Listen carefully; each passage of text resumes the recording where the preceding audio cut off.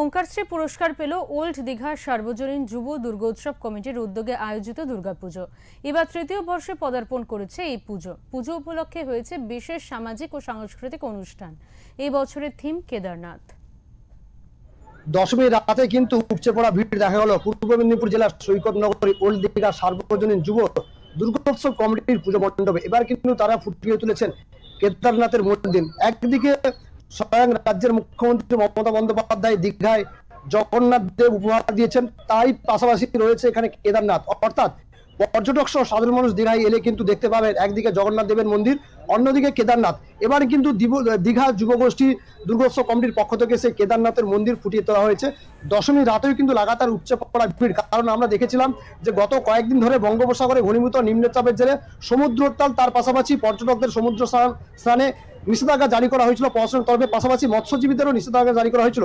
কিন্তু রাত বাড়ার সঙ্গে সঙ্গে দশমীতেও কিন্তু ভিড় লেগেই আছে ক্রমশ। এখানে বহু সাধারণ মানুষ সহ পর্যটকরা এই মঞ্চে অর্থাৎ এই দুর্গোৎসব কমিটির পুজো মণ্ডপে সামিল হচ্ছেন। আমাদের সঙ্গে রয়েছেন পুজো কমিটির সভাপতি পার্থ সকলেনা। বলছি দাদা, এবারে বিশেষত্ব কি রয়েছে? মহালয়ার দিন প্রায় 1000-এর বেশি আপনার প্রতিযোগীকে নিয়ে বসিয়াঙ্ক প্রতিযোগিতা হয়েছিল এবং আবৃত্তির প্রতিযোগিতা হয়েছিল।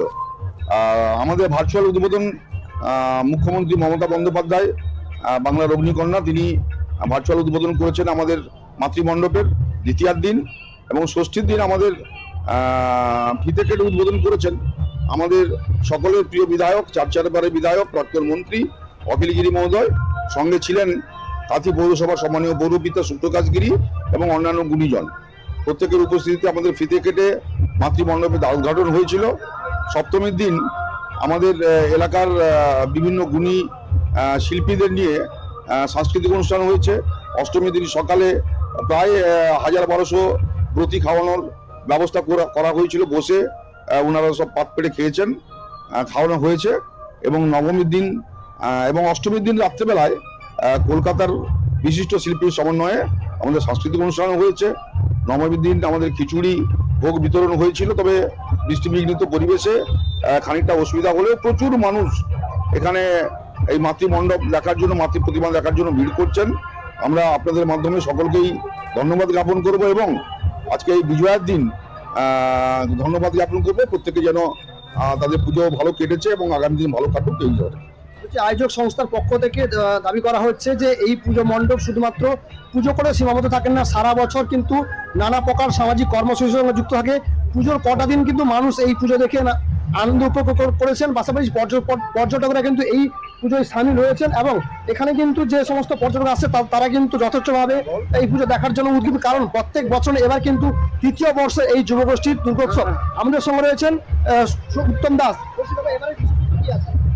এবারে কেদারনাথ মন্দির, মাননীয় মুখ্যমন্ত্রী মমতা ব্যানার্জি দীঘাকে শুধুমাত্র পর্যটন শিল্পের মধ্যে এটাকে মন্দির নগরীও করেছেন। আমাদের জগন্নাথ মন্দির তিনি করেছেন, তো আমরা সেই জন্য কেদারনাথ মন্দির এখানে করেছি। মানুষের সামনে দুর্গম যে জায়গা উত্তরাখণ্ড, যেখানে কেদারনাথ যেতে মানুষের খুব অসুবিধা হয়, সেইটাকে আমরা যাতে মানুষের কাছে তার অবয়বটা এনে মানুষের সামনে তুলে ধরতে পারি, এটা ব্যবস্থা আমরা করেছি। এবং আগামী দিনেও আমাদের যে পরিকল্পনা আছে সেটা আমরা নিশ্চিতভাবে পরবর্তী সময়ে ঘোষণা করব। এবং আমরা এই পুজোর মাধ্যমে মানুষের কাছে আমাদের সম্প্রীতির বার্তা আমরা তুলে ধরতে পেরেছি। প্রচুর মানুষ নেমেছিল, প্রাকৃতিক দুর্যোগ আছে, তার ভেতরে এত মানুষ আসছেন যে আমরা কল্পনা করতে পারিনি। এবং আমরা বিভিন্নভাবে প্রত্যেক দিন বহু রকম অনুষ্ঠানের মাধ্যমে আমরা এই অনুষ্ঠানটা করতে পেরেছি। মাননীয় মুখ্যমন্ত্রী যেরকম ভার্চুয়াল উদ্বোধন করেছেন, পরবর্তী সময়ে আমাদের মুখ্য পৃষ্ঠপোষক সদ্য অখিলগিরি মহাশয়, চারবারের বিধায়ক, প্রাক্তন মন্ত্রী, তিনিও আমাদের এই পুজোর সঙ্গে যুক্ত আছেন, প্রতি মুহূর্তে সহযোগিতা করেন। আমাদের অন্যতম পৃষ্ঠপোষক, যিনি আমাদের পৃষ্ঠপোষক শুধু নন, এই যে পুজোটা করার জন্য যিনি যুব ভাইদেরকে, এটা দীঘা যুব সার্বজনীন যুব দুর্গোৎসব, যুব ভাইদেরকে যাতে উৎসাহিত করা যায়, ঐক্যবদ্ধ রাখা যায় এবং এই মিলনের মাধ্যমে যেন প্রত্যেকের কাছে আমরা আমাদের এই যুব ভাইরা যেন সম্প্রীতি বার্তা তুলে ধরতে পারেন, তার জন্য তিনি উৎসাহিত করেছিলেন। তার প্রেরণা, তার উৎসাহের মধ্য দিয়ে মাননীয় সুপ্রকাশ গিরির উৎসাহের মধ্য দিয়ে আমরা কিন্তু এই প্রোগ্রামটা করছি। রাত বাড়ার সঙ্গে সঙ্গে ক্রমশ আবার কিন্তু সৈকত শহরে নেমে আসছে বৃষ্টি। এখন কিন্তু সাধারণ মানুষ সহ পর্যটক যারা কিন্তু এই মণ্ডপে আছেন তারা যথেষ্ট পরিমাণে তারা অসুবিধা বোধ করছেন। কিন্তু এখন দেখার বিষয় বৃষ্টি লাগাতার জারি থাকবে নাকি নিম্নচাপ কাটিয়ে আবার পূর্ণ ছন্দে ফিরবে, সেটা এখন দেখার বিষয়। আমাদের সঙ্গে রয়েছেন এই মুহূর্তে এলাকার বিশিষ্ট শিক্ষাবিদ। লাগাতার তো বৃষ্টিটা জারি থাকছে। আলিপুর আবহাওয়া দপ্তর থেকে আগাম বার্তা দিয়েছিল, আর আমরা সেইভাবে প্রস্তুতি নিয়েছি যাতে যারা ভ্রমণার্থী বা দর্শনার্থী রয়েছেন, আমরা আজকে যে অনুষ্ঠানটি ছিল সেটি ক্যান্সেল করেছি। পূর্বাহ্নে আমরা জানিয়েও দিয়েছি যাতে যারা এখানে ঠাকুর দেখতে আসছেন, আনন্দ করছেন, উৎসব করছেন, যাতে তারা এই বৃষ্টির মধ্য দিয়ে সুচারু জায়গায় থাকতে পারেন এবং নিজেরা আনন্দকে বন্টন করতে পারেন, সেই ব্যবস্থাও আমাদের পক্ষ থেকে করা হয়েছে।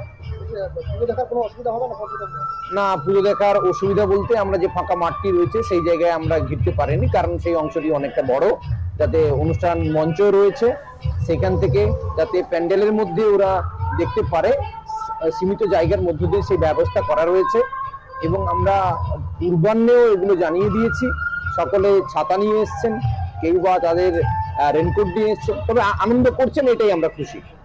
দীঘা সার্বজনীন যুব গোষ্ঠীর পক্ষ থেকে দাবি করা হয়েছে যে পুজোর জন্য যারা পুজো দেখবেন তাদের জন্য সব রকম সবকিছু ব্যবস্থা করা রয়েছে এবং সমস্ত কিছু দায়িত্ব কিন্তু আয়োজক সংস্থা অর্থাৎ পুজো কমিটির। ক্যামেরায় খোকনের সঙ্গে প্রদীপ মাইতি রিপোর্ট, ওঙ্কার বাংলা, পূর্ব মেদিনীপুর।